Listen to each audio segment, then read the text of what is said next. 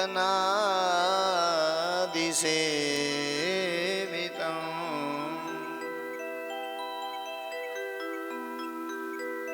कपीथ जम्बो फलचारुभक्षणम्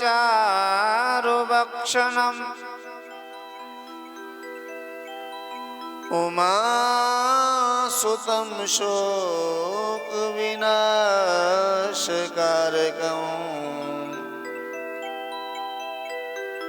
नमामि विघ्नेश्वरपादपङ्कजम्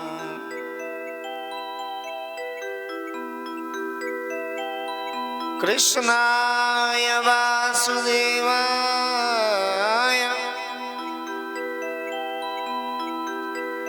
हरे परमात्मने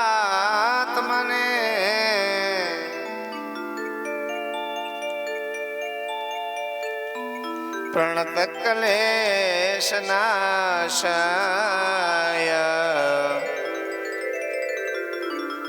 गोविन्दाय नमो नमः।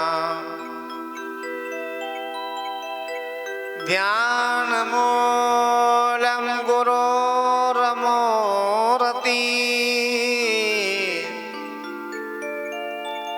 पूजामूलं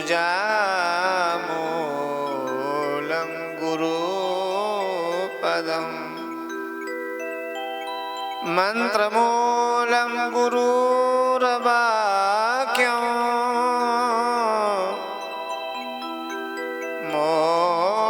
मोक्षमूलं गुरुकृपा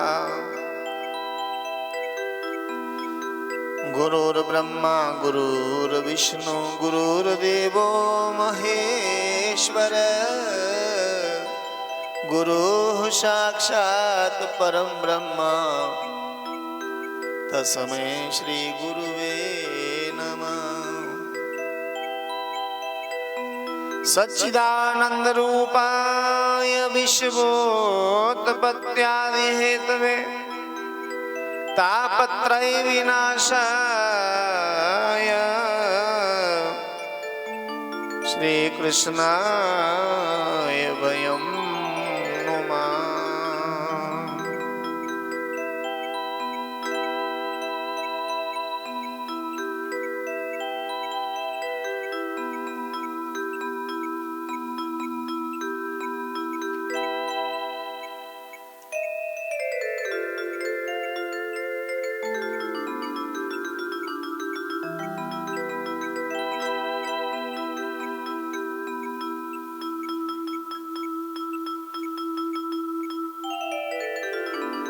सच्चित आनंद स्वरूप विश्व की उत्पत्ति पालन एवं संहार करने वाले आध्यात्मिक आदि दैविक तथा आदि भौतिक जे तीनों ही प्रकार के तापों का विनाश करने वाले भगवान श्री कृष्ण जी के श्री चरणों की हम सब लोग वंदना करते हैं, जो हमारी बुद्धि को स्थिर एवं सद्मार्ग की ओर प्रेरित करें, हमें सद्बुद्धि प्रदान करें। बोलिए सच्चिदानंद भगवान की, बाल कृष्ण भगवान की जय, श्री सद्गुरुदेव भगवान की जय, ठाकुर श्री राधा रमण बिहारी लाल की जय, परम पूज्य चंपा शास्त्री जी महाराज की जय, श्रीमद् भागवत महापुराण की जय, श्री वेद व्यास जी भगवान की जय, श्री मुनि सुखदेव जी महाराज की जय, गौ माता की जय, गंगा जमुना मैया की जय, सत्य सनातन धर्म की जय, जयकारा शेरा वाली दा बोलो सच्चे दरबार की जय, सच्चियां जोता वाली माता तेरी सदा ही जय। जय जय श्री राधे श्याम। श्री गुरु चरण सरोज रज निज मन मुकुर सुधार, वरणौ रघुवर विमल जसो जो दायक फलचारि। बुद्धिहीन तनु जानिके सुमिरो पवन कुमार, बल बुद्धि विद्या देहु मोहे हरौ क्लेश विकार। सियावर रामचंद्र की जय, पवन सुत हनुमान की जय, आई हुई संगत की जय। अखंड ब्रह्मांड नायक चराचर जगतपति जगन नियंता पर ब्रह्म परमेश्वर सचिदानंद नंदनंदन यशोदा नंदन ठाकुर श्री राधा रमण बिहारी लाल जी के पावन चरणों में कोटिन बार वंदन प्रणाम करते हुए परम पूजनीय प्रातः स्मरणीय पूज्य पाद श्री सद्गुरुदेव भगवान जी के श्री चरणों में कोटिन बार साष्टांग दंडवत प्रणाम करते हुए परम पूज्या सर्वदेवमय यज्ञेश्वरी गौ माता के श्री चरणों में कोटिन बार साष्टांग दंडवत प्रणाम करते हुए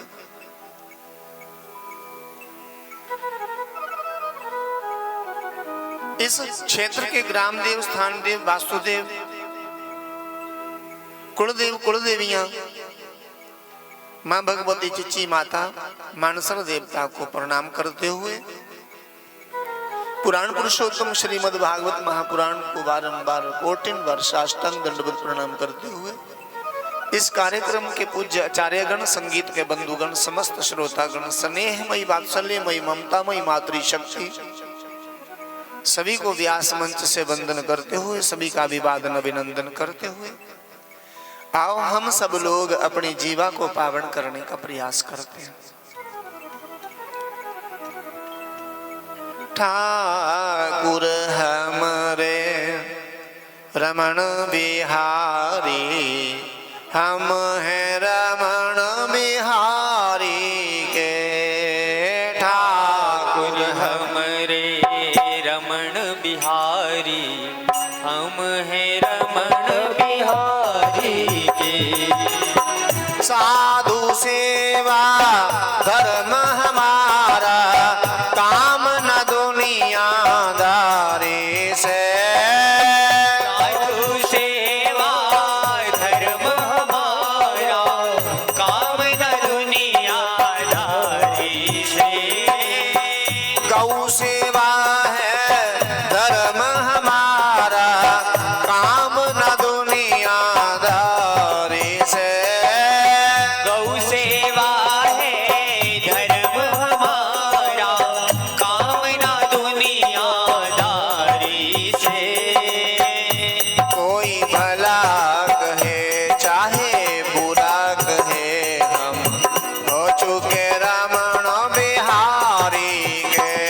कोई भला कहे चाहे बुरा कहे, हम हो चुके रमण बिहारी के। हम हो चुके रमण बिहारी के, हम हो चुके राधा प्यारी के। हम हो चुके रमण बिहारी के, हम हो चुके राधा प्यारी के।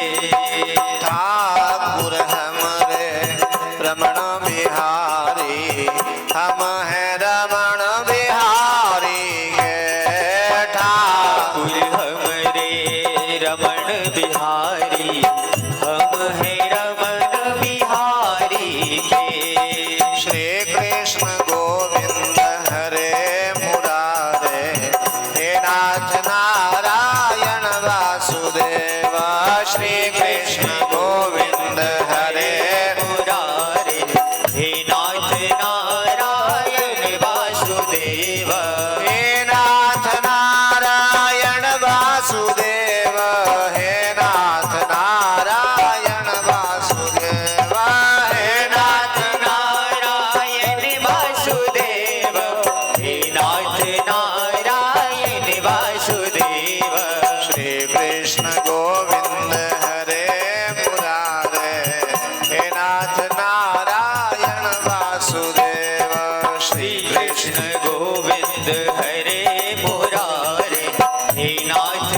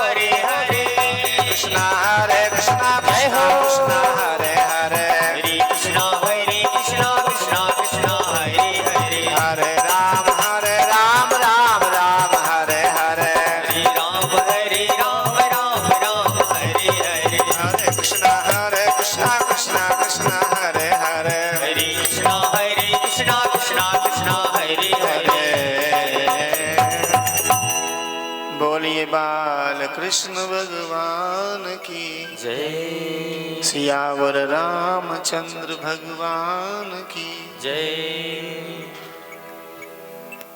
अब ये कार्य हमारा प्रभु की कृपा से विश्राम की ओर बढ़ रहा है।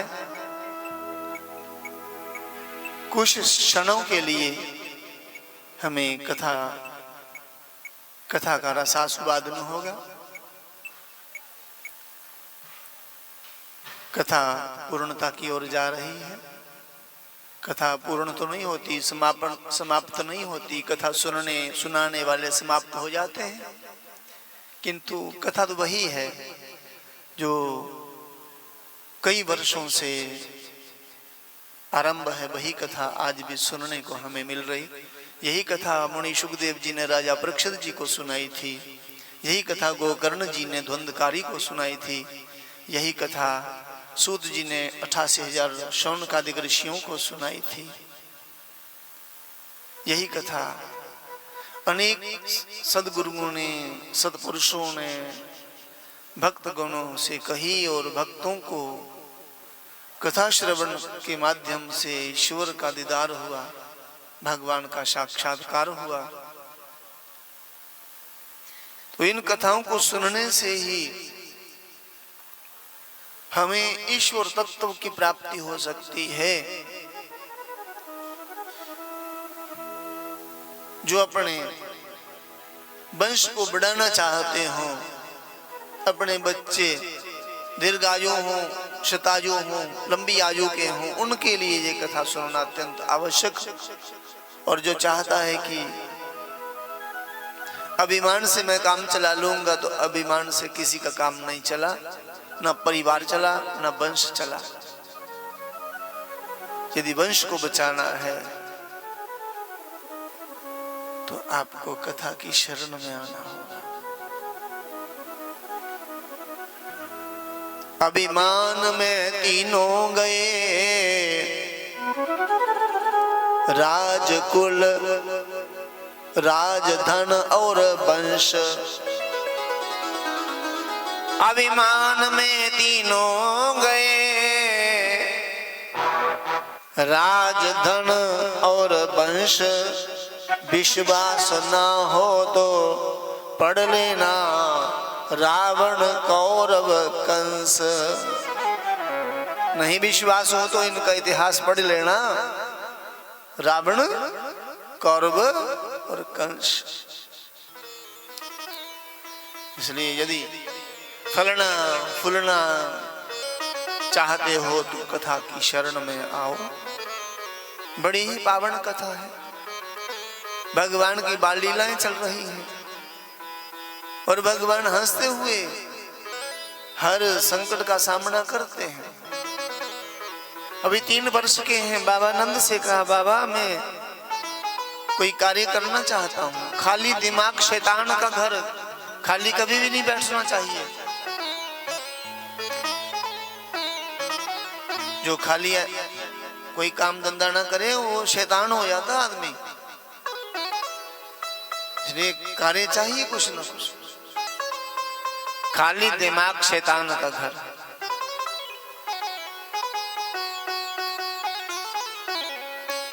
बाबा कहते 3 वर्ष तो तुम्हारी आयु है कन्हैया, 3 वर्ष की आयु में क्या कार्य करोगे? भगवान कहते मैं गैया चराऊंगा। बाबा ने कहा गैया नहीं चरानी है। हाँ, छोटी छोटी बछड़ियां और बछड़े चरा लिया करो, क्योंकि बच्चे जो हैं वो छोटी छोटी बछड़ियों बछड़ों से बड़े खेलना पसंद करते। भगवान ने कहा ठीक है बाबा, बछड़े ही चरा लो, आगे दे दो। बाबा ने कहा नहीं, ऐसे आज्ञा नहीं मिलेगी, मुहूर्त बनाएंगे पहले। विद्वान को पूछकर, विद्वान पंडित जी से पूछकर गोपाष्टमी का मुहूर्त निकला, गायों की पूजा की। वेदों में कहा है कि आप किसी देवता की पूजा नहीं कर सकते तो कम से कम गौ की पूजा कर लीजिए। गौ की पूजा हो गई तो समझो 33 करोड़ देवी देवताओं की पूजा हो गई।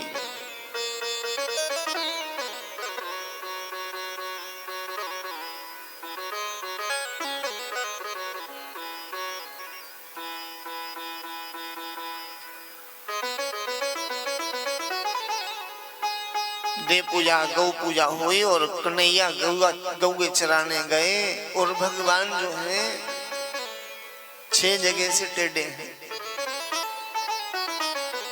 जन्म से टेढ़े नहीं है, जानबूझकर टेढ़े रहते। एक तो कन्हैया एक चरण की एड़ी उठा के ही रखते हैं। राम जी ने तो दोनों चरण एकदम सीधे करके ही, जब भी चित्र राम जी का आप देखेंगे तो दोनों चरणों के तलवे धरती पे टिके हुए, पर कन्हैया का तलवे नहीं, एक एड़ी उठाई रखी है भगवान ने। चरण भी उठा के रखा और टांगे भी टेढ़ी है। एक टांग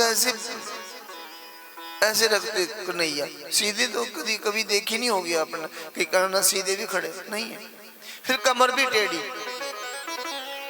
फिर गर्दन भी टेढ़ी, फिर निगाह भी टेढ़ी, बराबर आंखें नहीं है, नीचे ऊपर होंगी ऐसे या ऐसे। फिर मुकुट भी टेढ़ा, कन्हैया का मुकुट सीधा होता ही नहीं है। और भगवान का नाम भी टेढ़ा, कृष्ण लिखना हो तो टेढ़ा सा लगता ना। राम तो फटाफट लिख लेता आदमी, अनपढ़ आदमी भी लिख लेगा राम। रा के पीछे आ की मात्रा लिखो तो माँ हो गया राम। और जिसने लिखा होगा राम, उसने भी वर्णमाला का कोई कहां से मोती चुन के राम लिखा। रा अक्षर कौन सा अक्षर है वर्णमाला का? बोलो। आंदा तुझे कहा नहीं आंदा? हाँ जी गिनो ना फिर। रा किनमा अक्षर है? अरे छेमी लैन दा दूआ अक्षर है। पहली लैन आई थोड़ी का खा गा गंग, तो दूआ चा छा जा चा, त्रिया टा ठा डा टा, चौथा ता था दा ता ना, पंजमा पा फा बा बा मा। तो छेमी लैन दा दूआ अक्षर याद रहा, मतलब 27वां अक्षर है। किनवा अक्षर है? 27वां। ते आदि मात्रा जड़ी है वो पहले आदि है या दूसरे आदि है? बोलो। दूसरे आदि मात्रा दूसरे दी होंदी, बड़े आदि पहले पढ़ाते हैं मास्टर जी। निका आ बड़ा आ बड़ा। आजकल किश होर पढ़ाते हैं आ ए ए ओ ओ ओ, हूं कुछ होर अस जो पढ़ते हैं निका आ, बच्चा बोल निका आ बड़ा निकी बड़ी। तो मात्रा खुद ही लगती दूसरे दी। और 27 जमा 2 करने और कितने हो जाते? साब तौले करो। 27 2 29। तो म अक्षर कितना है? बोलो। पंजमी लैन का पंजमा अक्षर पा फा बा पा मा, पंजीमा अक्षर 29 ते 25 जमा करने तो किन्ने हो जाते? तौल करो। किन्ने? 54। राम लिखना वै ते अंक बनता, आंकड़ा बनता 54। तो ये 2 बारी बोली कोई राम राम दे 54 किन्ने? 108 दे माला दे मन के किन्ने होंदे? तो ये तुम रोज 50 बंदे राह चलते लभदे तो तुम क्यों नहीं बोलते चाचा जी राम राम, चाची जी राम राम, ताऊ जी राम राम, भैया राम राम, दीदी राम राम, बेटा राम राम। 50 बंदे जो तुम रोज लभदे, 50 आदमी जो तुम राम राम आखियो तो समझो 50 राम राम ने माला तुसा करी उड़िया अनायास। लिखने वाले ने भी कहां से चुन चुन के ये नाम लिखा है।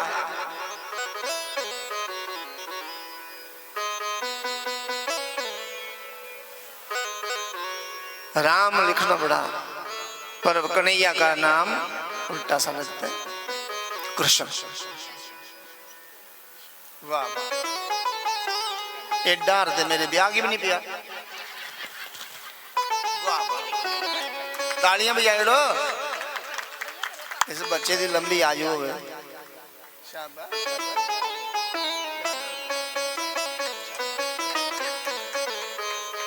श्री राम जय राम। खूब बड़ो फलो फूलो यही आशीर्वाद है, हम क्या दे सकते हैं। श्री राम जय राम, श्री राम जय राम। तो कन्हैया टेढ़े टेढ़े चल रहे हैं, इसको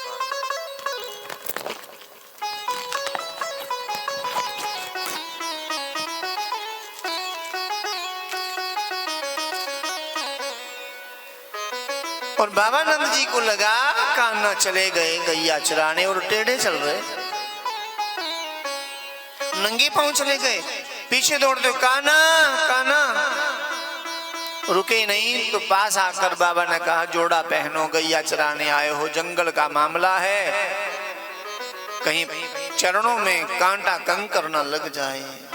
कन्हैया कहते नहीं बाबा मैं जोड़ा नहीं पहनूंगा, गाय हमारी माता है और जन्म जन्म का नाता है। बाबा कहते हैं गऊ में 33 करोड़ देवता रहते हैं, जिस मंदिर में एक देवता की प्रतिमा लगी हो उस मंदिर में कोई जोड़ा जूता पहन के नहीं जाता। फिर मैं गैया के सन्मुख कैसे जूता पहनूं? ना ना बाबा मैं इतना अत्याचार नहीं कर सकता। बाबा लाजवाब हो गए, नन्हे से कन्हैया है, कोमल कोमल कमल की पौखड़ियों से भी नाजुक से चरण है कन्हैया के, इतने कोमल। बाबा रोने लग गए, कान्हा बेवश कर देते हो मुझे,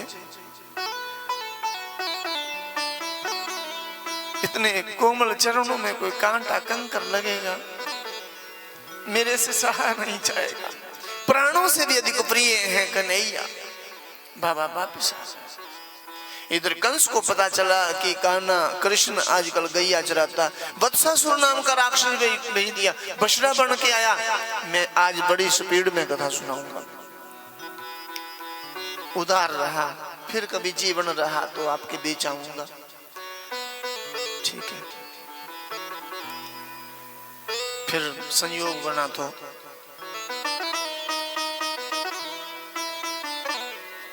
बछड़ा बन के वे असुर, पूतना का सगा भाई है ये वत्सासुर, बछड़ा बन के आया और भगवान को मारना चाहता था। भगवान ने पूंछ से पकड़ के पटक दिया। सब ग्वालों ने कहा ये तो गौ हत्या हो गई, आप गंगा जाके स्नान करें। भगवान ने बांसुरी से जगह उखाड़ी, गड्ढा हो गया, जल निकला। कन्हैया कहते यही गंगा है, स्नान हो गया। आज उसी को बोलते मानसी गंगा। गिरिराज गोवर्धन की प्रदक्षिणा करोगे तो मानसी गंगा का सरोवर है, वो बहता हुआ जल नहीं है, सरोवर है। उसमें स्नान करने मात्र से गौ हत्या का, ब्राह्मण हत्या का दोष मिट जाता है। कंस को पक्का विश्वास हो गया कि मेरा काल कृष्ण है। कंस ने बकासुर नाम का असुर भेज दिया, ये दंभ है, बकला बन के आया। भगवान ने इसको भी पछाड़ दिया। अगासुर नाम का अजगर बन के असुर आया है, उस अजगर का भी भगवान श्री कृष्ण जी ने, अगासुर अर्थात पाप, अग का अर्थ होता पाप, इस अगासुर का भी अंत किया भगवान ने। धेनुकासुर नाम का असुर तालवन में रहता। आज सब ग्वाल सखा कहने लगे हम ताल के फल खाना चाहते कन्हैया। कन्हैया कहते चलो चले। कृष्ण बलराम गए, ये गधे के वेश में रहता था धेनुकासुर। भगवान को आकर के दुलत्ती मारता है, भगवान टांगों से पकड़ के उसको पटक देते हैं।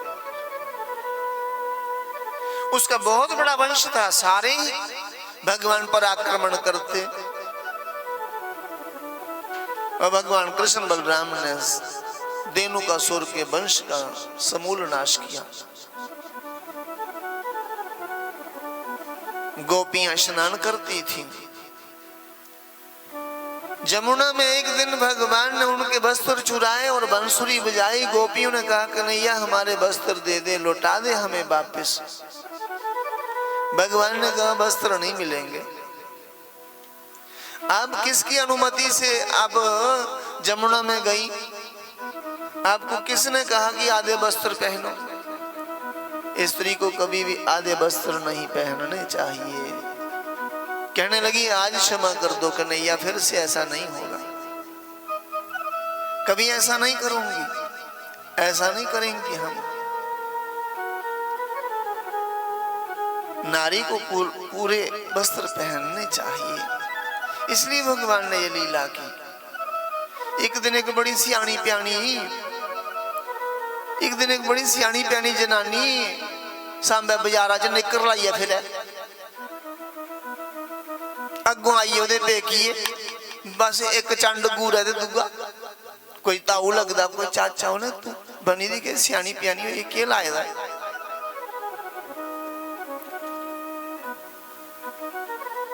कई लोग सोचते भी साड़ी खरा पूजा होनी आदर असा खरा, पर नहीं। दुपट्टा चाहे 200-250 रुपए का है ना, पर 200 रुपए की तुम नॉर्मल चुन्नी ले लो सिर पर, राह चलता बंदा भी सोचता इस देवी की प्रणाम करी ला तो ठीक है। 200 रुपए की भी चुन्नी तू सिर पर रख दिया तो इज्जत थोड़ी लखे करोड़े अरबे रुपए की बनी आंदी। भगवान ने क्षमा मंगाई ते वस्त्र वापस दिते, अदों कोला लिए रिवाज बनिया। हुण तुस देखो यूपी बिहार उड़ीसा बंगाल जिन्नी भी देवियां आंदियां साढ़े ते कदें देखिया तुसी कुसले नहाई लैंदियां 100 बंदे होण नहाई लैंदियां वस्त्र कियां बदल वो नहीं पांदियां अद्धे वस्त्र। जड़ियां ध्याड़ी लांदियां पूरे गिट्टे को लिए सिर तक पूरे वस्त्रों के बाद उन्हें सगों घट लाने चाहिए, पर नहीं ना, भगवान की आज्ञा का पालन कर दिया। आज विदेशी लोग, कई कंट्रियों के लोग, अंग्रेज लोग सनातन को अपना रहे, साड़ियां पहन रहे, और हम भारतीय लोग पाश्चात्य सभ्यता की ओर बढ़ रहे हैं। और हम सोचते हैं कि आधे वस्त्र पहनने से पता नहीं हमारी शोभा है। भगवान ने कितना बड़ा ये लीला क्यों की? समाज को सुधारने के लिए। मातृशक्ति हमारी सुशिक्षित होगी, मातृशक्ति सुशिक्षित होगी तो बच्चे बहुत बड़े शिक्षित होंगे। इसलिए भगवान राम ने चाहे भगवान कृष्ण ने चाहे हनुमान ने सबसे पहले दंड दिया तो स्त्री को दिया। क्यों? क्योंकि स्त्री बिगड़ जाए तो समाज बिगड़ जाएगा, क्योंकि स्त्री प्रथम गुरु है समाज का। सबसे पहला गुरु कौन है? माँ। इसलिए कृष्ण ने पूतना को मारा, राम ने सबसे पहले अपने जीवन में किसको मारा था? ताड़का को मारा। और हनुमान ने किसको मारा? लंकनी को मारा, सिंघिका को मारा। स्त्री सुशिक्षित होनी चाहिए। आज इसीलिए मेरा भी मस्तक झुक रहा है, आपकी जो श्रद्धा है ना उसको मैं नमन करता हूँ। आपने कुल का उद्धार कर दिया, पूरे सांबा का उद्धार कर दिया, जो आपने ये सुकृत कर्म किया है। और माता जी, एक माता जी कल बता रही थी कि मेरा 75 वर्ष हो गया शादी हुए। माता जी आगे बैठी, 70-75 वर्ष हो गए मेरी शादी हुए, और मेरे जीवन में ये पहली कथा है मेरे मोहल्ले में। धन्य है आपकी बहुएं या पोतरा बहुएं क्या लगती होंगी, धन्य है। ऐसी देवियों को नमन करना चाहिए जिनके प्रयास से इतना बड़ा आयोजन हुआ और निर्विघ्नता पूर्वक। और देवता भी विवश हो गए बरसने के लिए, इंद्र भी वर्षा करके प्रमाणित कर गए कि आपकी कथा हमें स्वीकार है। हम प्रसन्न हैं, देवगण पितृगण सब प्रसन्न हैं। धन्य है आप। देवियां हो तो ऐसी हो, सबके घर ऐसी देवियां जन्मे, यही कामना करके जाऊंगा। आज ऐसे बच्चे जन्मे जो अब सेवा में लगे हुए 7 दिनों से लगातार सेवा कर रहे हैं, थकते नहीं हैं, झाड़ू लगा रहे हैं, भोजन बनवा रहे हैं, भंडारा वितरण कर रहे हैं, बर्तन साफ भी हो रहे हैं, सारी व्यवस्था। और सुबह प्रभात फेरी में भी बराबर कंधे से कंधा मिला के चलते हैं। इसी से महानता की प्राप्ति होती है। भगवान दीपावली के दूसरे दिन मैया यशोदा से भोजन मांगते, मैया ने कहा नहीं नहीं, कहा ना आज इंद्र पूजा होगी। ब्रजवासियों का परम पर्व है, प्रमुख पर्व है इंद्र पूजा। कन्हैया ने बाबा से कहा, बाबा ने कहा हाँ हाँ कहा ना, आज तो नहीं खाएंगे कुछ भी, पहले इंद्र पूजा होगी बाद में खाएंगे।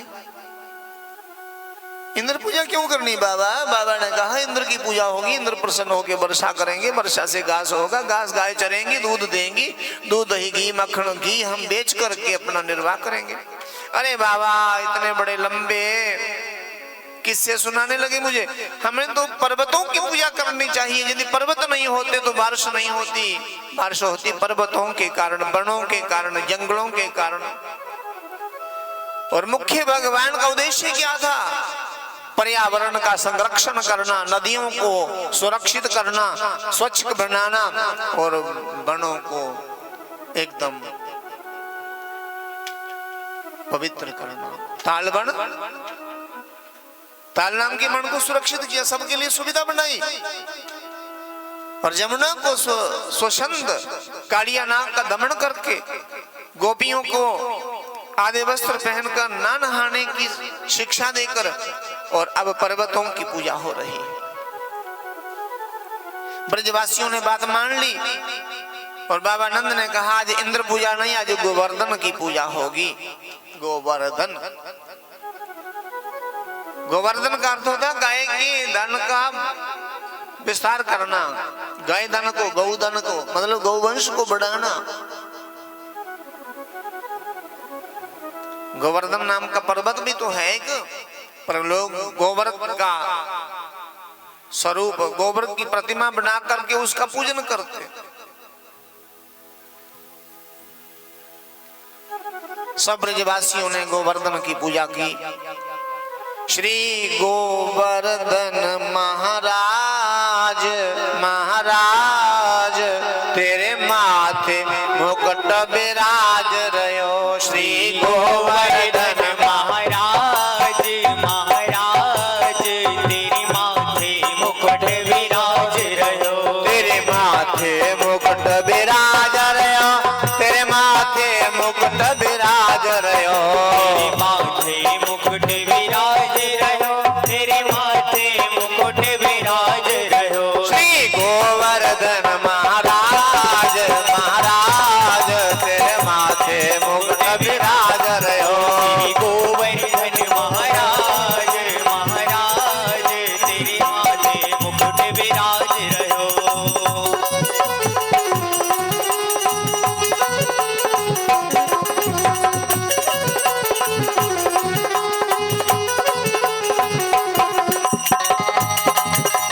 जय हो।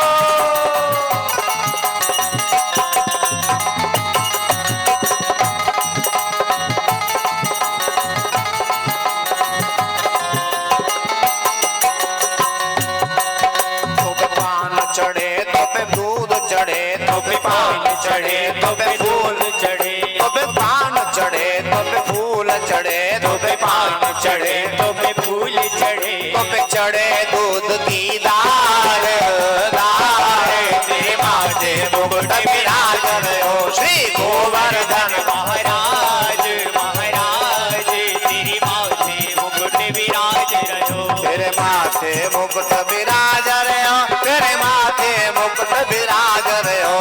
माथे मुकुट विराज रहो, तेरे माथे मुकुट विराज रहो। श्री गोवर्धन महाराज, महाराज तेरे माथे मुकुट विराज रहो। गोवर्धन महाराज, महाराज तेरे माथे मुकुट विराज रहो।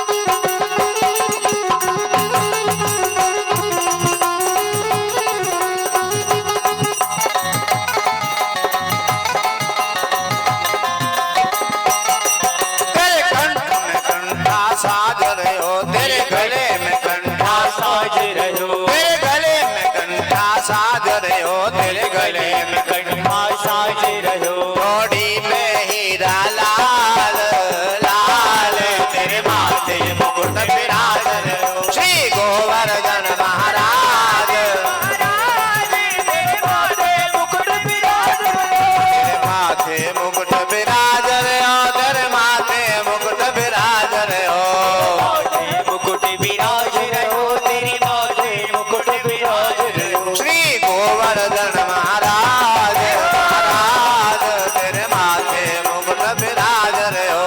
गोवर्धन महाराज महाराज तेरे माथे मुकुट विराज रहे हो।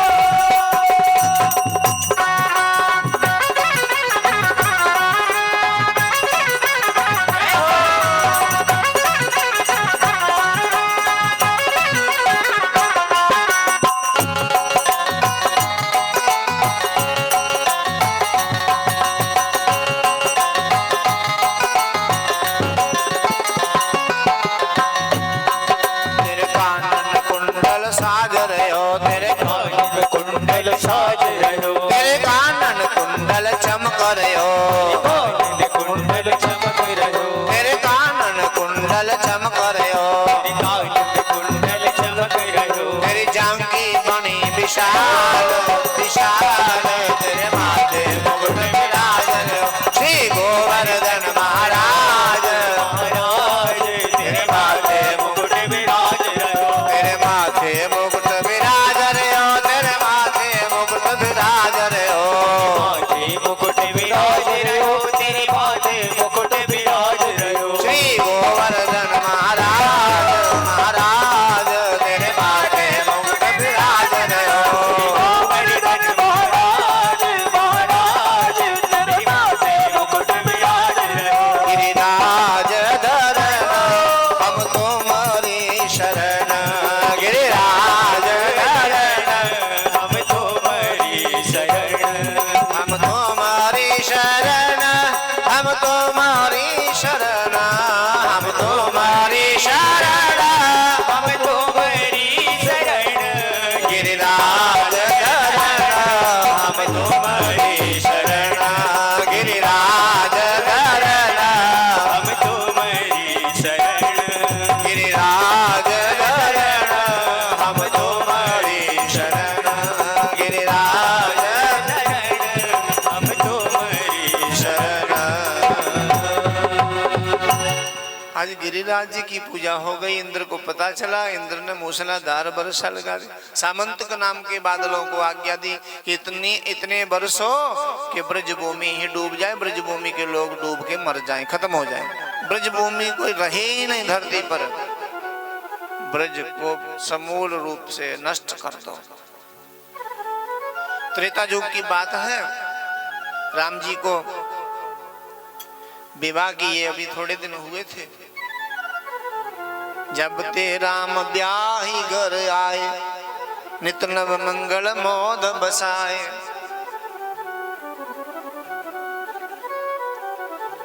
और हर दिन उत्सव होता कोई ना कोई। अब बहू रानी आई नहीं। सबसे पहले अब कार्य भी तो करने पड़ते हैं घर में। घर के कार्य में बहू आई तो नए कार्य में लगाना ही पड़ता है। सारों ने पहले नूह रानी केड़े काम लांदे पड़ा। भांडे मांजना, रोटियां बनाना, भटोरू बनाना, हाँ।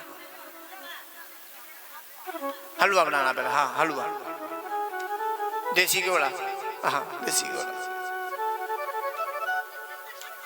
श्री राम जय राम। आज बड़ी सजाई है पूरी अयोध्या। दुल्हन की भांति अयोध्या नगरी को सजाया गया। तो राजा को पता नहीं कि क्या उत्सव मेरी अयोध्या में, ये किस खुशी में इतना सजाया गया। कौशल्या से पूछा कि राजा ने, कौशल्य आज दुल्हन की भांति सजाया मेरी अयोध्या को, कौन सा उत्सव हो रहा है। महारानी कौशल्या ने कहा आज हमारी सीता पहली बार रसोई में जाएगी। तब राजा ने कहा मना कर दो, अभी नहीं। मना कर दो, नहीं आज मुहूर्त अच्छा है ना, नहीं मना कर दो। मेरे मन की एक ख्वाहिश है, एक इच्छा है, अभी आखिरी इच्छा जीवन की। मेरी हर इच्छा भगवान ने पूरी कर दी। बच्चे नहीं हो रहे थे, वो हो गए, शादी भी हो गई, पढ़ लिखे गए, और राम का प्रताप बड़ा प्रबल है। गर्व से मेरा सिर ऊंचा हो गया। पर अब अंतिम इच्छा है मेरी। क्या इच्छा है महाराज? कहने लगे मेरी इच्छा ये है कि सीता अयोध्या की महारानी बने और फिर ये रसोई में जाए। जब अयोध्या की महारानी बनकर के रसोई में बनाकर कुछ हलवा पूरी मुझे खिलाएगी तो मैं बड़े ठाठ बाट से बैठ के खाऊंगा कि महारानी अयोध्या की मुझे अपने हाथों से भोजन परोस रही, फिर चाहे मेरी दम निकल जाए। यही मेरी अंतिम इच्छा है। उसी समय गुरु वशिष्ठ जी को बुलाया कि ऐसा ऐसा महाराज कर रहे। वशिष्ठ जी ने कहा ये तो बड़ी अच्छी बात, यदि सीता को महारानी बनाना है तो राजा राम होने चाहिए, राम महाराज होंगे तो महारानी सीता होंगी। कल ही राज्याभिषेक हो जाएगा, तैयारियां हो गई, आज नहीं कल बनेगी महारानी और कल रसोई में लगेगी सीता। पर रात ही रात में बाजी पलट गई, राज तिलक के बदले वनवास हो गया। राजा राम के वियोग में चले गए, राम वनवास काट के आए, राम राजा बने अयोध्या में। सारे लोग खुश हैं, नाच रहे गा रहे, पर कौशल्या रो रही फूट फूट के। राम को पता चला कि माँ रो रही हैं, आए चरणों में बैठ गए। माँ, सारी दुनिया नाच रही गा रही खुशियां मना रही, आप क्यों रो रही हो? कहने लगे आपके पिता की याद आई, उनके मन की अंतिम इच्छा पूरी नहीं हुई। क्या थी मेरे पिताजी की अंतिम इच्छा जो पूरी नहीं हुई? मां जल्दी कहो। मां ने कहा चाहते थे कि सीता महारानी बनकर के रसोई में जाएगी, मुझे भोजन बना के खिलाएगी, फिर चाहे मेरे दम निकल जाए। ये उनकी इच्छा पूरी नहीं हुई। राम ने कहा अब तो सीता महारानी हो गई, रोने लगे। सीता तो हो गई महारानी, अब रसोई में लगाओ। रसोई में जब नई नई बहू रसोई बनाती है तो घर वालों को बाद में पहले पितरों को फिर देवताओं को, सारे पितर देवताओं को चढ़ाया जाता प्रसाद, बाद में घर वालों को मिलता। मेरे पितर लोक में बैठे होंगे पिताश्री, आज भी संतुष्ट होंगे कि महारानी सीता ने मुझे नैवेद्य लगाया। अब सीता जैसे रसोई में गई, दुनिया भर के ऋषि मुनि सिद्ध देवता सब आगे बैठ गए, हमें माता भोजन मिलेगा, हमें भी, क्योंकि ये जग जननी है, ये जग जननी है, ये जगदम्बा है।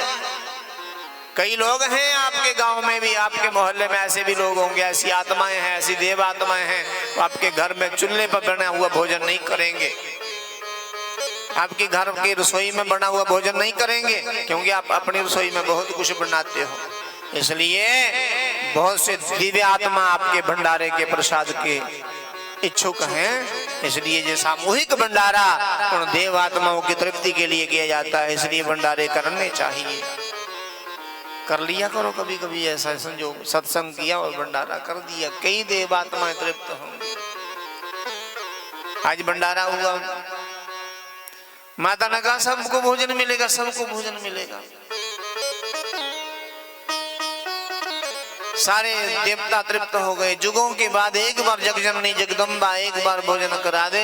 अभी भी वैष्णो माता आप जाओगे ना तो वैष्णो माता में आप देखोगे रसायनी गुफा आंधी है और नीचे चरण गंगा के ना बड़े दूर नीचे पगडंडी मार्ग पौड़ियां उतरी है। रसायनी गुफा में वहां एक महात्मा रहा करते थे जिनको माँ भगवती वैष्णो देवी स्वयं अपने हाथ से भोजन कराने आती थी। पुरानी कथा है। कई ऋषि मुनि किसी के हाथ का भोजन नहीं करते। आदि शक्ति जगदम्बे को लाएंगी तो करेंगे, नहीं तो नहीं करेंगे। जैसे रामकृष्ण परमहंस जी को, स्वामी विवेकानंद जी के गुरु जी को माँ काली स्वयं अपने हाथ से भोजन रोसती थी, अपने हाथ से भोजन कराती। पढ़ा होगा इतिहास आपने, नहीं तो जानने का प्रयास करना। अब सब देवता भोजन कर कर के तृप्त होके जाने लगे, पर हनुमान जी बैठे रहे और अगस्त्य नाम के ऋषि बैठे रहे जे तृप्त नहीं हो रहे। माता भोजन बना बना के थक गई। आखिर में माता को कहना ही पड़ा। माता ने कहा मुनिवर भोजन के साथ थोड़ा पानी भी पियो।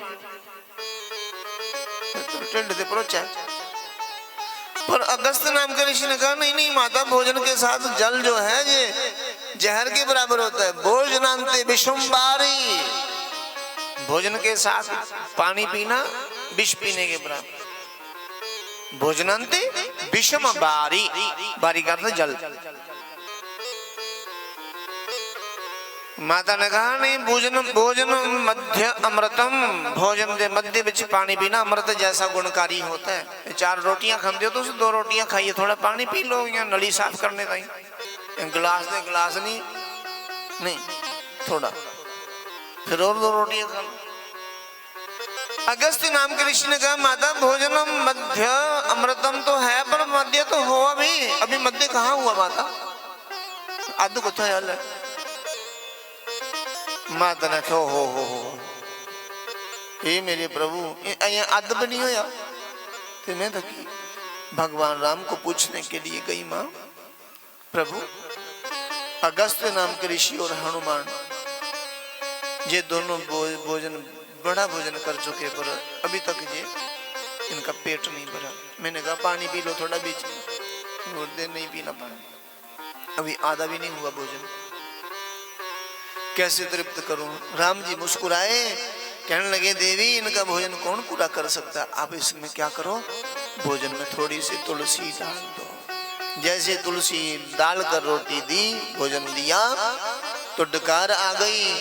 अगस्त्य नाम के ऋषि ने और हनुमान ने कहा बस माता तृप्ति हो गई, अब चाहे जुग बीत जाए भोजन नहीं करेगा।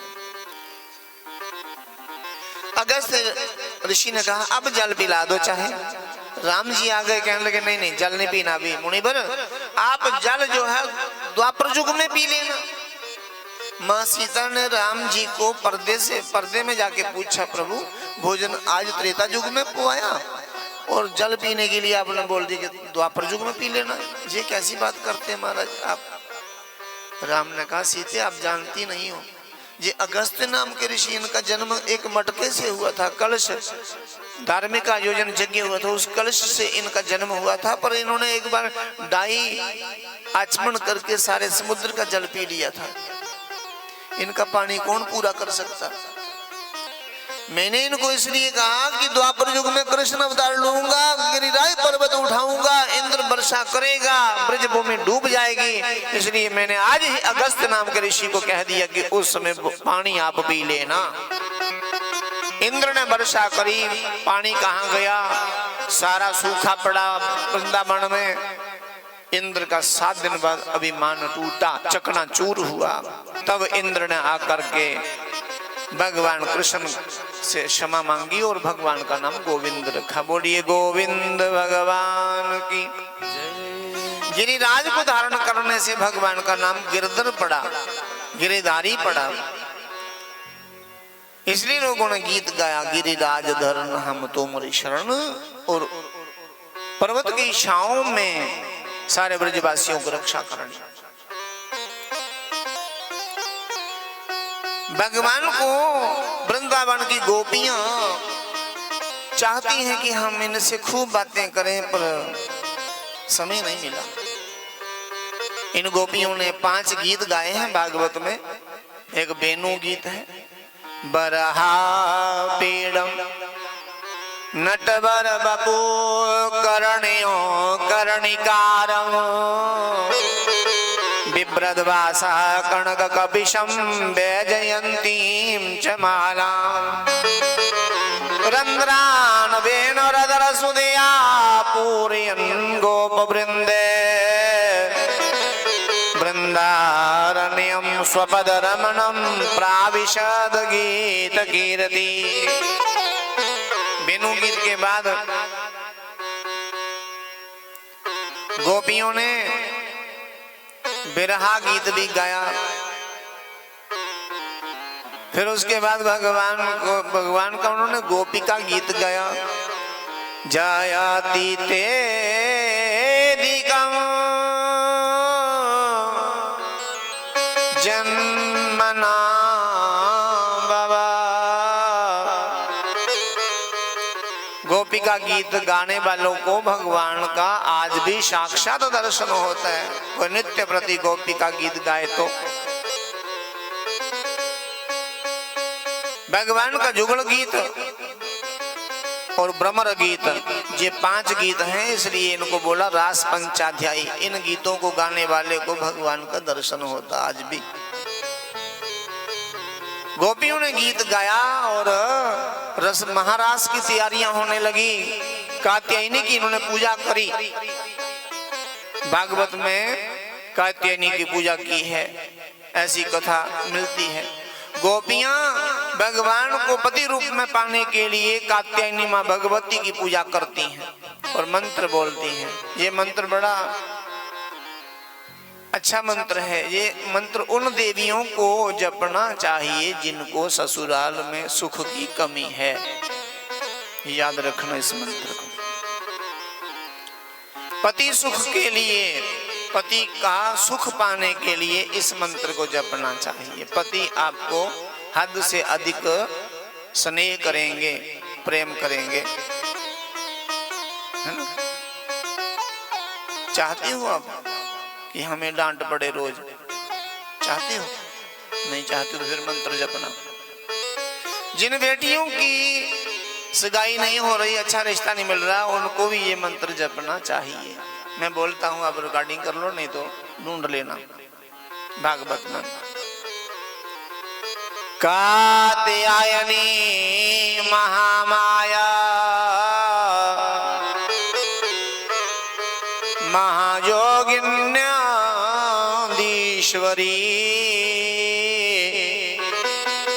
नंद गोप सुतम देवी पति में कुरुते नमा। इतना का मंत्र है। एक बारी और बोलियो ना। कात्यायनी महामाया महायोगिन्याधीश्वरी नंद गोप सुतम देवी पति में कुरुते नमा। इस मंत्र का ये जप करती हैं गोपियां।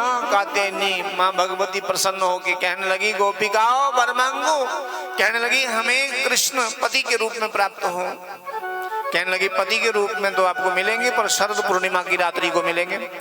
गोपियों ने कहा एक रात्रि में कितनी तृप्ति होगी हमें? माता ने कहा वो रात्रि इतनी लंबी हो जाएगी जब तक आपकी मन की बातें पूरी नहीं होंगी, तब तक ये रात भी पूरी नहीं होगी। शरद पूर्णिमा अश्विन महीने के नवरात्रों के जो बाद दशहरा आता है, उस दशहरे के बाद जो पूर्णिमा आती है रात्रि वाली, उसी को बोला शरद रात्रि। उस दिन महारास होने लगी और जगह जगह से गोपियां आने लगी। इधर कैलाश में मां पार्वती सजने लगी, संवरने लगी। महादेव ने कहा देवी कहाँ तैयारी हो रही है? माता ने कहा आपको पता नहीं, आज वृंदावन में महारास होने वाली, मैं वहां जा रही हूँ। तो शिव ने कहा तो उसमें तो मैं भी जाऊंगा। माता ने कहा वहां पुरुष प्रवेश नहीं कर सकता। शिव ने कहा किसने कहा मैं पुरुष हूँ? मैं तो पुरुष हूं नहीं। मैंने कई बार अर्धनारीश्वर रूप दिखाया आपको। मैं आधा पुरुष आधा स्त्री भी हूँ, अर्धनारीश्वर। और सच्ची गोपी मैं हूँ। गो का अर्थ होता इंद्रियां, पी का अर्थ होता वश करना। जो अपने काम क्रोध लोभ आदि द्वंद्वों को अपने वशीभूत कर ले, उसी को गोपी कहा है। गोपी का अर्थ कोई स्त्री नहीं है। वृंदावन में जाओ तो ये भाव लेके नहीं जाना कि मैं स्त्री हूँ, मैं पुरुष हूँ, मैं छोटा हूं, मैं बड़ा हूं, मैं गोरा हूं, मैं काला हूं, मैं ब्राह्मण हूं, मैं क्षत्रिय हूं, मैं वैश्य हूं, मैं शूद्र हूं, मैं ब्रह्मचारी हूं, मैं ब्राह्मण हूं, मैं क्षत्रिय हूं, मैं वैश्य हूं, मैं शूद्र हूं, मैं ब्रह्मचारी हूं, ग्रस्त हूं, वानप्रस्थ हूं, सन्यासी हूं, चांडाल हूं, अत्यंत हूं, अमीर हूं, गरीब हूं। ये सब बातें छोड़कर केवल एक बात याद रखना कि मैं हूं भगवान का और भगवान मेरे ठाकुर हमरे रमण बिहारी। हम हैं रमण बिहारी। बच्चा जब भूख से तड़पता है तो क्या बोलता वो? मैं बेटा हूं या बेटी हूं? ना, मैं हूं माँ का और माँ ही मेरी है। माँ माँ दूध दे दो, दूध दे दो। ये भाव गोपी भाव।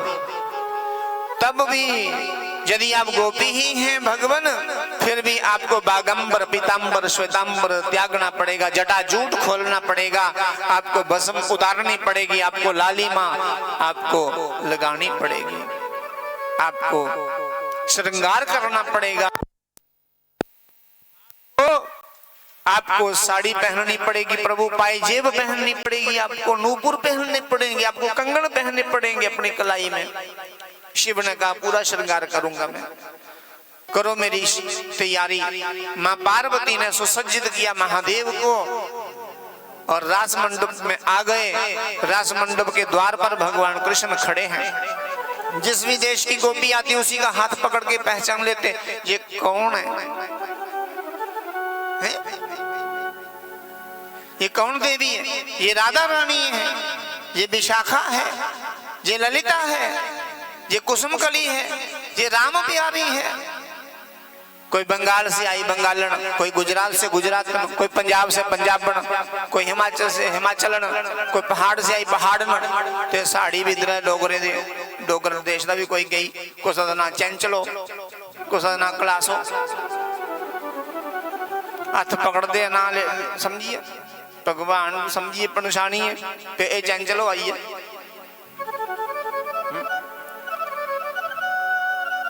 इस कुंडला आई है, पहचान लेते। ऐसे ही भगवान ने हाथ पकड़ा पार्वती का, भगवान पहचान गए। हो इतनी दूर से कैलाश की देवी पार्वती भी आ गई। हो और पार्वती के पीछे और एक हष्ट पुष्ट एक गोपी और थी, घूंघट निकाला है। जैसे ही भगवान ने हाथ पकड़ा, हाथ बड़ा मोटा मोटा, भगवान समझ गए ओहो पार्वती तो आई सो आई, रास में पार्वता भी आ गया। ओहो गोपियां तो आई, गोपा भी आया। आज तो गजब की रास होगी। एक दिन वो बोले भंडारी बन करके ब्रजनारी, रास में आ गए, रास में आ गए। एक दिन वो बोले भंडारी बन करके ब्रजनारी, रास में आ गए, रास में आ गए। पार्वती मना के हारी ना माने त्रिपुरारी, रास में आ गए, रास में आ गए। एक दिन वो बोले भंडारी बन करके ब्रजनारी, रास में आ गए, रास में आ गए। जय हो।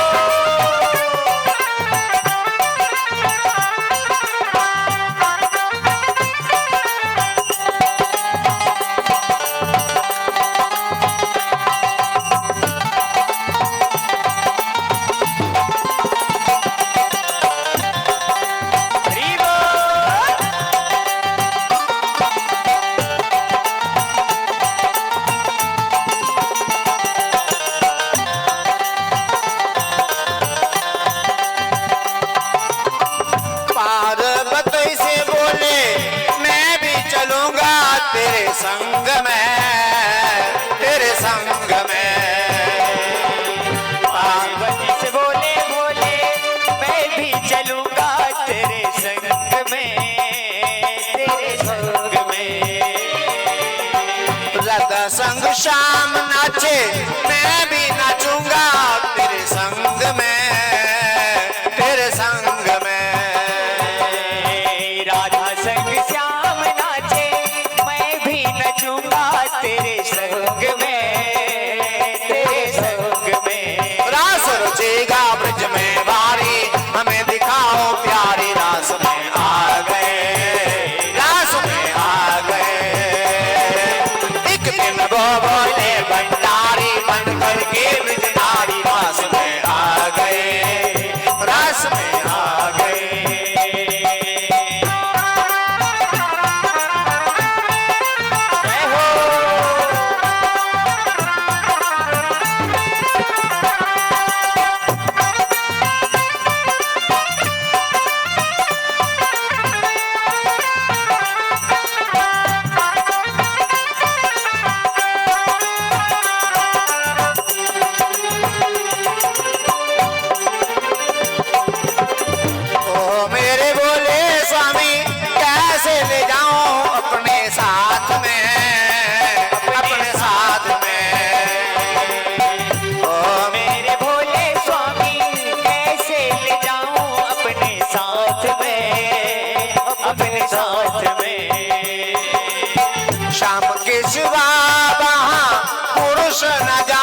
उस रास में, उस रास में। श्याम के सिवा ना कोई पुरुष न जाए उस रास में, उस रास में। हंसी करेगी ब्रज की नारी, मानो बात हमारी, रास में आ गए, रास में आ गए। एक दिन वो बोले भंडारी बन करके ब्रज नारी, रास में आ गए, रास में आ गए।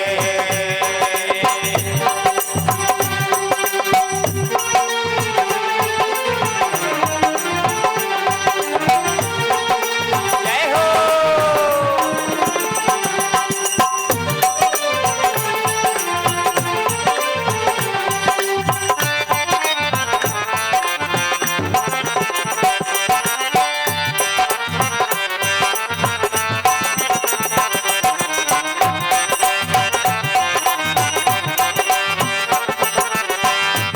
ऐसा बना दो मोहे कोई ना जाने इस राज को, इस राज को।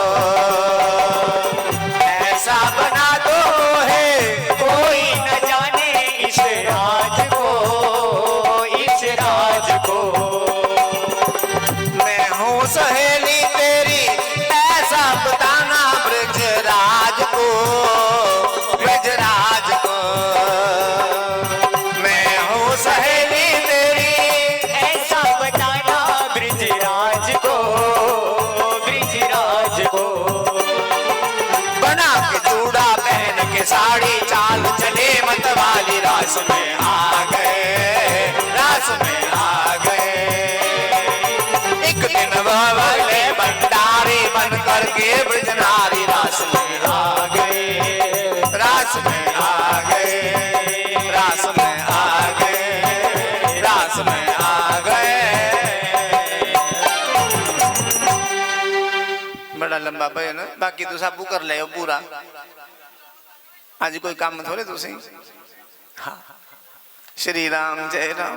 जय जय राम। तो अद्भुत गजब की रास हुई और खुल गया जूड़ा, खुल गई साड़ी, प्रगट हुए त्रिपुरारी रास में। ऐसी बुझाई बंसुरी, सुध बुध बोले बोले नाथ जी, और खुल गया जूड़ा, खुल गई साड़ी, प्रगट हुए त्रिपुरारी। भगवान हंसने लगे, अरे भोले बाबा गोपी बन के आए तो जरूर थे, किंतु पर्दा हट गया, पर्दा उतर गया। यदि बन के आ ही गए हो ब्रज में, तो अब ब्रज को त्याग के भी मत जाना। तो महादेव गोपेश्वर के रूप में सदा के लिए वृंदावन में विराजमान हो गए। आज भी वृंदावन में जाओगे तो गोपेश्वर महादेव का दर्शन कर लेना। मतलब गोपी बने थे ईश्वर, मतलब भगवान को भी भगवान का बनना पड़ता है। हम किस खेत की औलाद हैं, किस खेत की मूली हैं।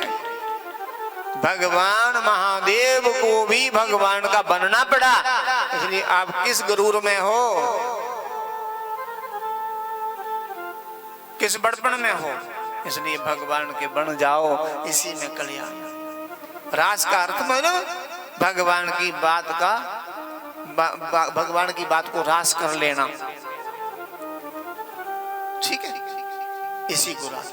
आज क्या करना चाहिए, हर वर्ष शरद पूर्णिमा की रात्रि को भारतीय नस्ल की देसी गाय के दूध से बढ़िया खीर बनाओ खूब। इसको कोजागर व्रत भी बोलते। बढ़िया उसमें किशमिश वगैरह डालो, है ना, ड्राई फ्रूट डालो, और खुली परात में डालकर छत पे रख दो। तो थोड़ी त्रामड़ी ले जानी बांध रहे। आज केले खोई ले, बड़ी माड़ी गल हुई, जड़ा लफाफा भरे दा हो सारे खोइया लइए। बोलो जय श्री राम। तो परात में खीर रखना ऐसी जगह जहां बिल्ली कुत्ता बंदर ना पहुंचे, और रात भर पहरा देना। भगवान कृष्ण जी की प्रतिमा हो, स्वरूप हो, नहीं तो चित्र हो, फोटो हो, रख के सफेद वस्त्रों से अलंकृत करके सुसज्जित करना। रात भर किसी भी मंत्र का जाप करना। सुबह ब्रह्म मुहूर्त में उठकर स्नान करके उसी ठंडी खीर का भगवान को भोग लगा के खा लेना, क्योंकि आज भी चंद्रदेव अमृत का बोछार करते हैं।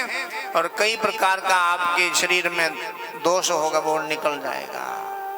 कई प्रकार से आपको कोई नजर दोष है, खाया पिलाया जो भी लगा लगा वो निकल जाएगा, क्योंकि वो खीर नहीं मिलेगी, वो प्रसाद है, वो अमृत है। आज भी ये उपाय सुना आपने नहीं?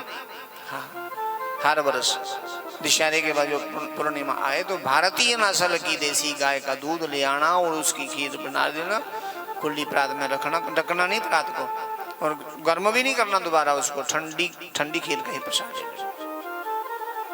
ऐसी लीला की इधर कंस ने भगवान को मारने के लिए केसी अरिष्टासुर नाम का राक्षस भेज दिया, बैल बन के आया, अरिष्टासुर केसी घोड़ा बन के आया।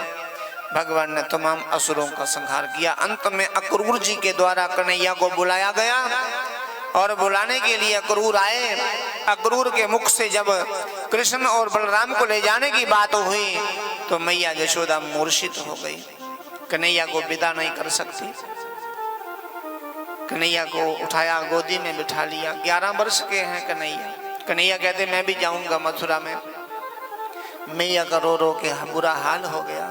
कान्हा मथुरा नहीं जाना, पर कान्हा माने नहीं। मैया मूर्छित हो गई और बाबा भी चुप हो गए कि राजा की आज्ञा कैसे टाली जाए। कंस आखिर राजा है। मैया यशोदा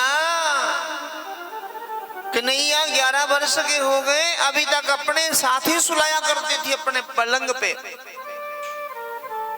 आज कान्हा ने कहा मैया बड़ी रात हो गई, आपने केवल अक्रूर जी को भोजन कराया था, आज बाबा नंद को भोजन नहीं किया, ना स्वयं भोजन किया। मैया बिलख रही। कन्हैया ले गई पलंग पे। मैया पलंग पे जाके सो गई, पर मैया सोई कहाँ? कान्हा जरूर सोए, मैया नहीं सोई। कान्हा तो 11 वर्ष का हो गया, मुझे तो पता नहीं चला, पर तुझे मैं जाने नहीं दूंगी, क्योंकि तेरे बिना मुझे जीना नहीं आता। तेरे बिना मैं कैसे रहूंगी? मैं नहीं रह पाऊंगी। कन्हैया ने कहा मैया अभी कहाँ जा रहा हूं, सो जाओ। कान्हा तो सो गई, मैया नहीं सोई। कान्हा रात भर में 3 या 4 बार रोज जगते थे। पूरी रात भर में बच्चे ज्यादा बार जागते ना, कान्हा 3-4 बार रात में, हर रात में जगते थे। और हर बार मैया अपनी उंगलियों से माखन चटाया करती थी, क्योंकि सोते समय मैया माखन का कुटारा सिरहाने रख लेती थी और रोज अपनी उंगलियों से बड़े लाड़ प्यार से पाला था कन्हैया को। कन्हैया को आधी रात को आंख खुली, देखा आज मैया ने मुझे माखन नहीं चटाया, मैया पलंग पर नहीं है, मैया कहाँ चली गई? कन्हैया मैया को ढूंढने लगे। ढूंढते ढूंढते नंद महल के एक कोने में मैया बैठी हुई और रो रो के उखड़ भर चुका है आंसुओं से। कन्हैया ने देखा मैया ये इतना बड़ा अनर्थ क्यों करती हूँ मैया, इतने आंसू। मैया की गोदी में बैठ के छोटे छोटे हाथों से मैया के आंसू पोंछे, पर मैया चुप होने का नाम नहीं लेती। कहती कान्हा तेरे बिना कैसे जीऊंगी, कैसे रहूंगी मैं, मुझे तेरे बिना जीना नहीं आता।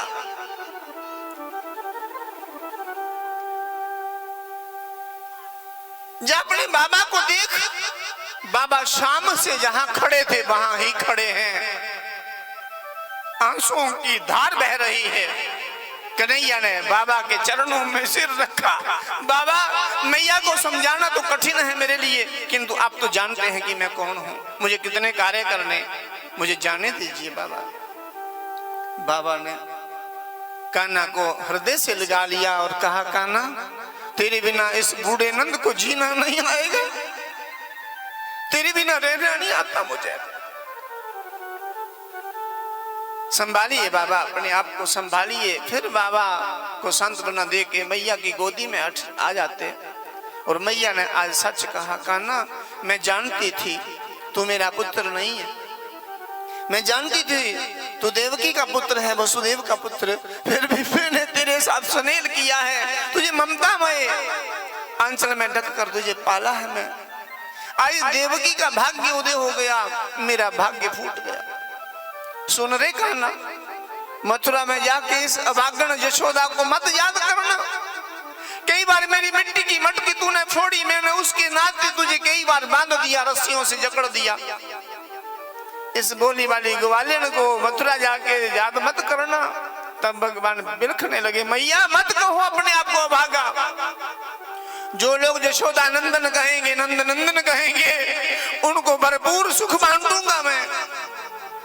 मैया जो आपने अपनी उंगलियों से मुझे माखन चटाया है ना, उसका स्वाद मेरे अंत समय तक नहीं मिटने वाला। मैया ने कहा तू रुकेगा नहीं। भगवान ने झूठ बोला, कहा मैया आज जाऊंगा, कल रहूंगा, परसों वापस आऊंगा। मैया जानती थी परसों का वादा करने वाला मेरे प्राणों को बचाने के लिए परसों कह रहा, वर्ष भी बीत जाएंगे, ये आएगा नहीं। जानती है ना मां। सुबह होते ही ब्रजवासी आए। ब्रजवासियों ने कहा कान्हा हमें छोड़ के मत जाओ, हमारे प्राणों का विसर्जन करके जाओ, ताकि हम आपके वियोग में तड़प तड़प के ना मरे। भगवान ने सबसे यही कहा कि आज जाऊंगा, कल रहूंगा, परसों वापस आऊंगा। परसों का वादा करके मैया ने कहा दोनों भाई कहीं भी जाना हाथ बांध के चलना, हाथ थाम के चलना। और दाऊ ने हाथ थाम लिया और तुरंत रथ पे आरूढ़ हो गए। रथ ऐसे चला जैसे हवा के साथ बातें हो रही हों। मैया नंगे पांव अपने जाए कन्हैया के पीछे भागती रही, भागते भागते मूर्छित हो गई, गिर पड़ी। ब्रजवासियों ने मैया को उठाया, बाबा वहीं के वहीं खड़े रह गए। ब्रजवासियों ने बाबा को घेर लिया। बाबा हमारे जीवन में इतने संकट आए, इंद्र ने बौछार की, पर्वत को उठा के हमें कन्हैया ने बचाया, कालिया नाग के अत्याचार से बचाया, असुरों से हमारे बच्चों को बचाया। आज कान्हा की बारी आई तो अकेले भेज दिया। ना ना बाबा, हम अपने कान्हा के लिए प्राण दे देंगे, बलिदान दे देंगे, पर कंस को हम हाथ नहीं लगाने देंगे। हम जानते हैं कंस दुष्ट है, ये उसकी चाल है। तब बाबा ने कहा ब्रजवासी यदि मेरे कान्हा के लिए आप बलिदान दे सकते हो तो ये बूढ़ा नंद भी अपने पुत्र के लिए भिड़ जाएगा। कंस से आज लड़ पड़ूंगा मैं, लाओ मेरा बाला। तब मैया ने कहा ठहरो ब्रजराज, कन्हैया के सारे खिलौने रह गए, ये हाथी लकड़ी के खिलौने और उसके वस्त्र, वो एक ही सूट पहन के चला गया, सारे कपड़े उसके वस्त्र घर रह गए। बड़ा सा गठड़ बांध के बाबा नंद को दे दिया। गठड़ सिर पे उठा के बाबा नंद फूट के रो पड़े कि आज मेरा घर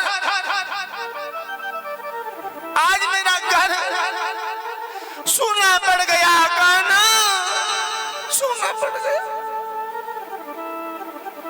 बिलखे हैं बाबा, इतने बिलखे कि ब्रजवासियों के आंसुओं से एक नाला बहने लगा।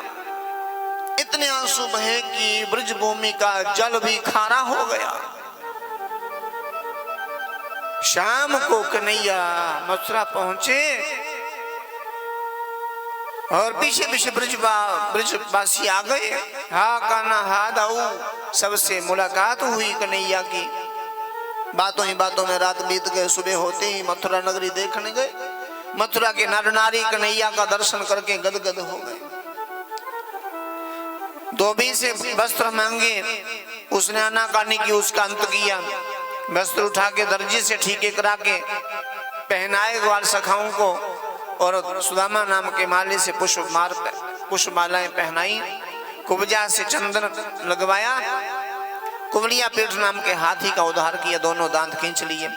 यज्ञ धनुष भंग किया और मामा कंस से कहा कि मैं ही 8वां पुत्र हूं मां देवकी का, मुझे क्या आज्ञा है मामा जी। मामा ने कहा मैंने आपकी वीरता सुनी है, देखी नहीं है। आज आपका दंगल होगा। शल्य तो शल्य मुष्टिक चानूर से भगवान ताल ठोंक कर उस दंगल में कूद गए और पता नहीं चलने दिया इन पहलवानों को, सदा के लिए कब लुटा दिया, मिटा दिया। और एक छलांग लगाकर कंस के सिंहासन पर भगवान चढ़ गए। बालों से खींच कर रणभूमि में लाए, उछाल उछाल के पटका और एक बार भगवान छाती पे जाके बैठ गए। जोर से गुस्सा मारा और कंस का अंत हुआ। बोलिए कंस मर्दन भगवान की जय। देवता पुष्प वृष्टि करते हैं। भगवान ने देवकी वसुदेव जी को, माँ बाप को और नाना उग्रसेन को जेल से रिहा किया, मुक्त किया। उग्रसेन को राज्य पाठ दिया। भगवान संदीपनी आश्रम में विद्याध्ययन करने गए। गुरुजी को मरा हुआ पुत्र जिंदा करके गुरुदक्षिणा के रूप में दिया। मथुरा में आकर 17 बार जरासंध से युद्ध किया। 23 अक्षौहिणी सेना का संहार किया। उद्धव को गोपियों के द्वारा भक्ति का ज्ञान दिलवाया और भगवान ने विश्वकर्मा के द्वारा द्वारिका का निर्माण कराया। योग माया के द्वारा मथुरा वासियों को द्वारिका पहुंचाया और भगवान का नाम द्वारिकाधीश हुआ। पहला विवाह, पहले तो रुक्मणी से विवाह किया भगवान ने। दाऊ जी का विवाह पहले हो गया राजा रेवत की पुत्री रेवती से। भगवान के एक एक करके 8 विवाह हुए। पहला रुक्मणी से, दूसरा जम्मू में हुआ जामवती से, तीसरा सत्यभामा से, चौथा विवाह कालिंदी जमुना से हुआ, 5वां विवाह मित्र बिंदा से, छठा लक्ष्मणा से, 7वां नागणजीति से और 8वां सत्या से।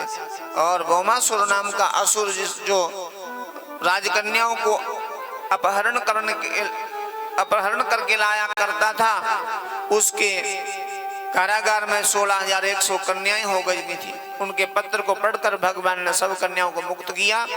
देह त्यागना चाहती थी। भगवान ने कहा इतना अनर्थ ना करो। सब ने कहा हमें अपनी दासी बना लीजिए। भगवान ने कहा दासी नहीं, आपको अपनी महारानियां बनाऊंगा। 8 विवाह पहले किए थे, अब 16,100 किए। भगवान के 16,108 विवाह हुए। नारद का संदेह मिटा। नारद ने देखा कि 16,108 पत्नियों के पति कैसे हो सकते भगवान। पर हर महल में, हर रानी के पास हर महल के बीच में कृष्ण को देखा और नारद जी को विश्वास हुआ कि भगवान 16,108 रानियों के ही पति नहीं है, संसार भर की समस्त पत्नियों के पतियों के भी पति, ये तो जगत पति हैं। द्वारकाधीश श्री कृष्ण को मैं प्रणाम करता हूँ। सुदामा नाम के मित्र का उद्धार किया, उनका दरिद्र हटाया और सुदामापुरी का निर्माण किया। और भगवान ने 125 वर्षों तक मानव लीला करके साकेत की यात्रा करी और यदुवंश का पहले ही नाश हुआ। ये संपूर्ण कथा राजा परीक्षित ने मुनि सुखदेव जी के श्री मुख से श्रवण करी। अंत में तक्षक नाग के डसने से देह त्याग किया और परलोक गमन किया। अंतिम श्लोक मेरे साथ अब सब लोग उच्चारण करेंगे। नाम संकीर्तन जस्य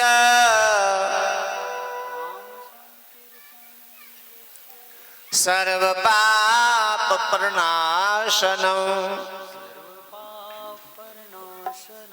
प्रणामो दुख शमनस्तु नमामि हरिम परम।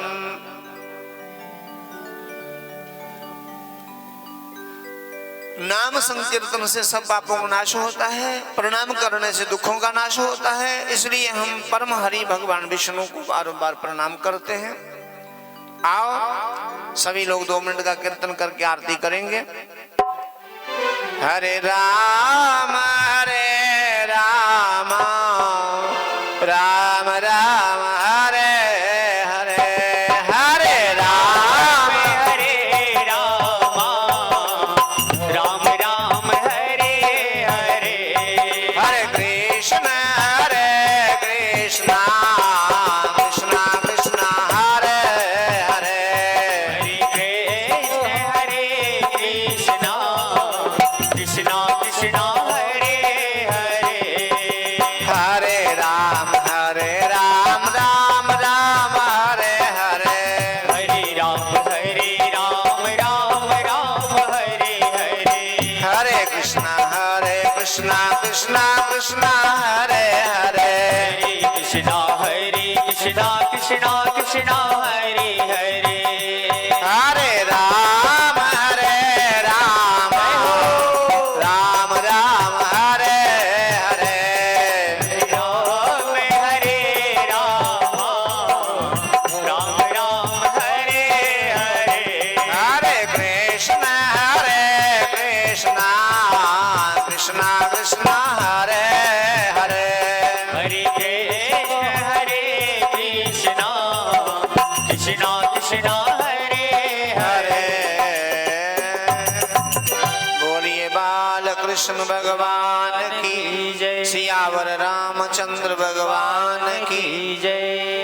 है सब पुरुष आगे आएंगे, बिना हाथ लगाए बूट उतार लें और आ जाएं आरती में। माताएं भी आरती करेंगी और अपनी अपनी जगह पे खड़े होके ही करें आरती, तो अच्छा लगेगा, किसी को धक्का ना लगे। नीलांबुज श्यामल कोमलांग सीता समारोपित वाम भागं पानो महासाय कुचारु चापं नमामि रामं रघुवंशनाथं। श्री भागवत भगवान की जय आरती, पापियों को पाप से है तारती। भागवत भगवान की है आरती, पापियों को पाप से है तारती। जे अमर ग्रंथ जे मुक्ति पंथ जे पंचम वेद निराला, नव ज्योति जगाने वाला। जे अमर ग्रंथ ये मुक्ति पंथ है पंचम वेद निराला, नव ज्योति जगाने वाला। हरि नाम जही हरि ध्यान जहे, यही हरि नाम यही जग के मंगल की आरती, पापियों को पाप से है तारती। श्री भागवत भगवान की है आरती, पापियों को पाप से है तारती। ये शांति गीत पावन पुनीत, पापों को मिटाने वाला, हरिदर्श कराने वाला। ये शांति गीत पावन पुनीत, पापों को मिटाने वाला, हरिदर्श कराने वाला।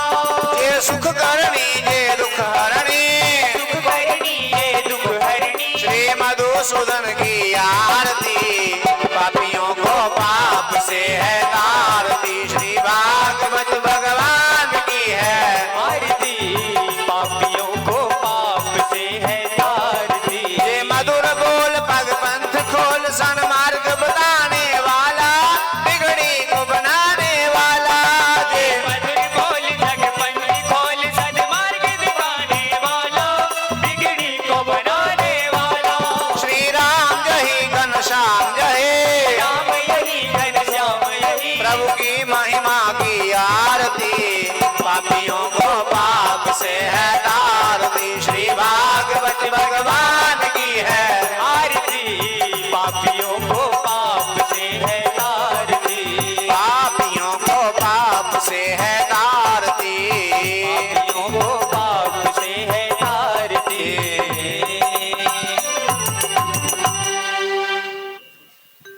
ओम आरार्तिक्यम जलेन शीतलीकरणं पुष्पे देवादिवंदनं परमात्मादिवंदनमात्मादिवंदनमात्म कल्याणार्थे शंख मध्य स्थितं तोयं भ्रामितं केशवो परि अंगलगण मनुष्याणां ब्रह्म हत्य भयो।